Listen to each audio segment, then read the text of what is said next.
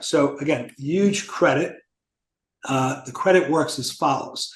If you have 50 or fewer employees, which the vast majority of dental practices do, Yep. you can get 100% of this credit, which is terrific. And then if you have more than that, it does eventually get phased out. Okay. But let me give you an example of how this would work. So let's assume you have 50 or fewer employees, and let's assume each of those employees ended up putting $1,000 into an account for them. That $1,000 for those 50 employees in year one, Mm-hmm. it's an amazing number. Take 1,000 times 50 employees, assuming you put away 50,000 in a safe harbor for them. Mm-hmm. Your tax credit is going to be $50,000. Wow. The government is paying that full $50,000. Wow. It's tremendous. It's a big deal. Yeah. And you could actually do this over a 5-year period. In year one, they look at 100% of what you contributed, maximum 1,000 per employee. Mm-hmm. Year two, they look at everything you contributed, 100%, maximum $1,000. They'll give you a credit. Year three, they look at everything you gave, but only count 75% of it.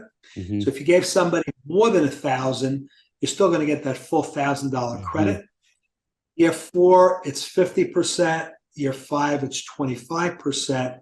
Okay. So that's yet more of a motivation, where in year 3, 4, and 5, you may want to give your employees even more because the government's going to end up subsidizing the contributions. Yep. So in theory, your practice could end up getting 50,000 times 5 years, $250,000 as a credit. Wow. That's coming back to you in your pocket. And at the same time, you're doing something amazing for your employees. Yeah. And you'll put a smile on their face, because once they see their retirement statements and they never thought they'd have money saved for retirement, to me, this is exciting. And this is why I say I'm getting excited about this one. Yeah, I can see win-win why. for everyone. Yep, win-win Yeah. for everybody.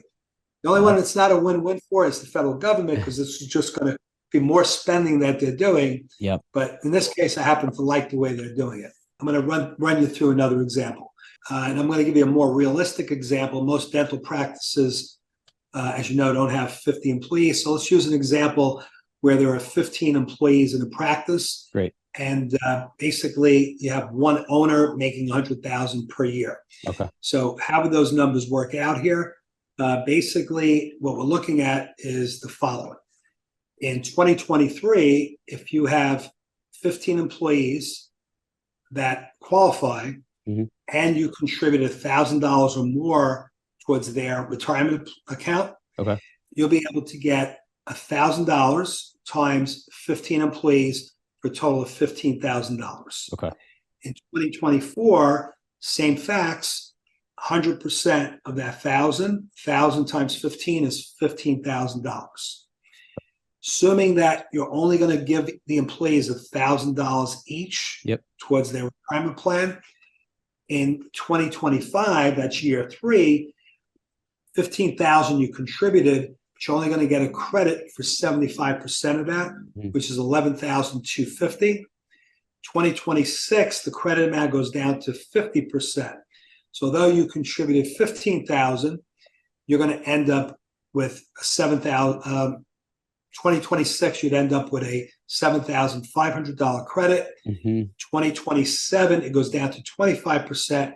The credit is $3,750. In the example I'm giving you, you're just limiting what you're going to give them to no more than $1,000. Okay. Yep. But again, if you gave them more than 1,000, you could technically still get $1,000 per employee. Okay. 2028, that credit disappears, is not available anymore. Okay. So at least for those 5 years, you want to take full advantage of this.